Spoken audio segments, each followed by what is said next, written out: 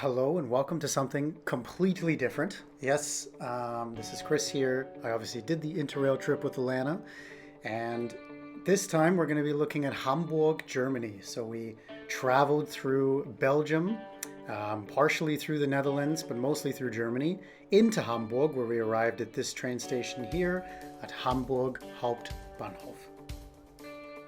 So once we got to Hauptbahnhof, it was a bit later. We decided to go straight to our Airbnb, and from there we decided to go check out Reeperbahn, which is, Chris, explain a little more about it. Reeperbahn is a large collection of bars on a couple of streets. Famously, it is where the Beatles got their start. I believe it was in the early 1960s, I think 1961, where they were here for a couple of months and did kind of a tour in a way of the multiple bars and venues when they were the old rock and roller types wearing leather jackets and all that. And so there is some history to the Fab Four, and you can see this statue here that's their four silhouettes. So after checking out Reeperbahn the night before, we headed into the city. Our Airbnb was a little bit outside of the city, really great, cheaper way to find a place to stay. Anyway, the interesting thing that I found about Hamburg was, compared to a lot of other places in Germany and even Central Europe, it seemed very modern to me. It was heavily bombed during the Second World War, which a lot was. And a lot of it was rebuilt with much more modern architecture, I think, than a lot of other places.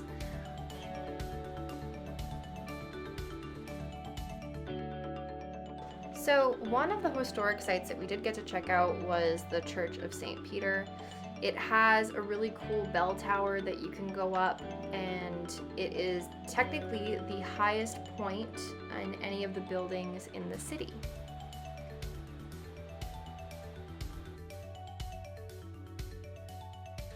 Afterwards, we went down to the St.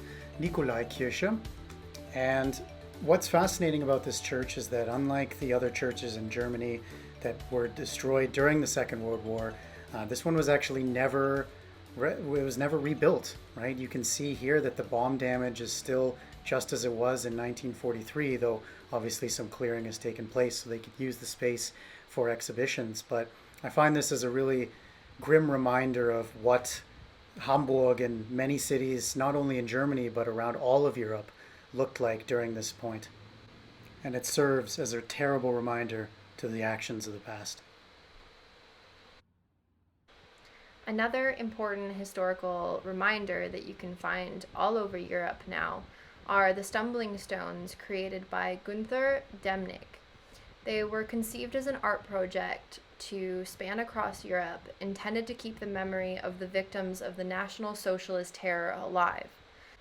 Since the 1990s, there's been over 100,000 of these brass cobblestones that have been laid to memorialize the fates of the people who were expelled or killed in the Second World War.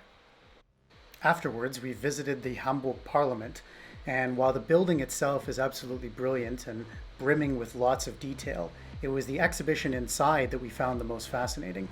It was a brief exhibition on life under National Socialism in Hamburg, and specifically, it focused on the role of women in the day-to-day lives under the Nazi regime. Next, we walked down to the water to the Ulster Fontaine. Fontana? Fontaine. Fontaine. Good enough. It was a really pretty place. A lot of people are sitting out there eating. We had some ice cream and chocolates and just walked around the water for a while. There's lots of pretty places like the port to check out, so we just kept walking till we made it to this pretty awesome big mall called Europa Passage. Mainly we went there for food. We went to this Vincent vegan place that was really great. I highly recommend it. Go check it out. And yeah, we had some vegan fish and chips, and of course Chris got a burger. You have to get fish and chips in Hamburg, even if it's vegan. Doesn't matter. Exactly.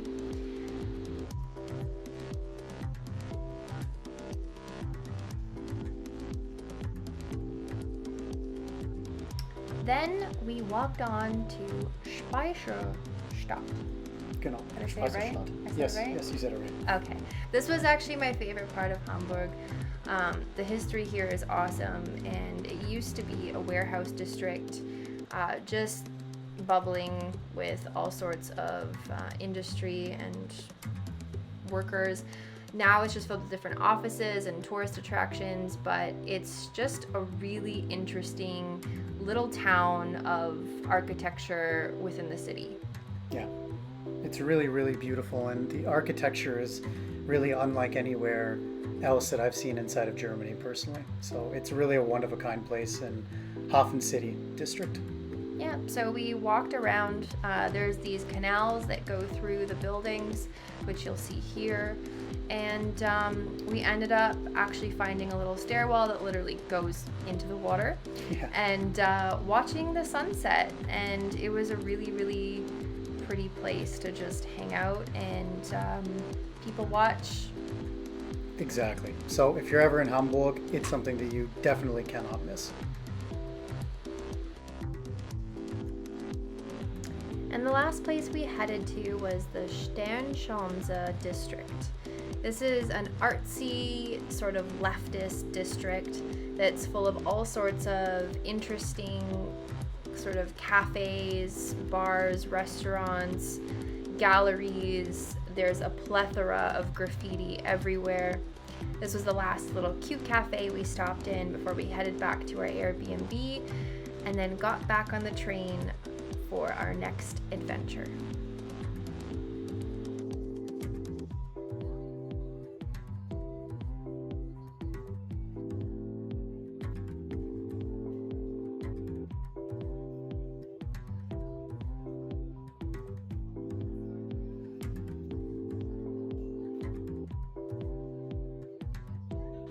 So thank you very much for watching.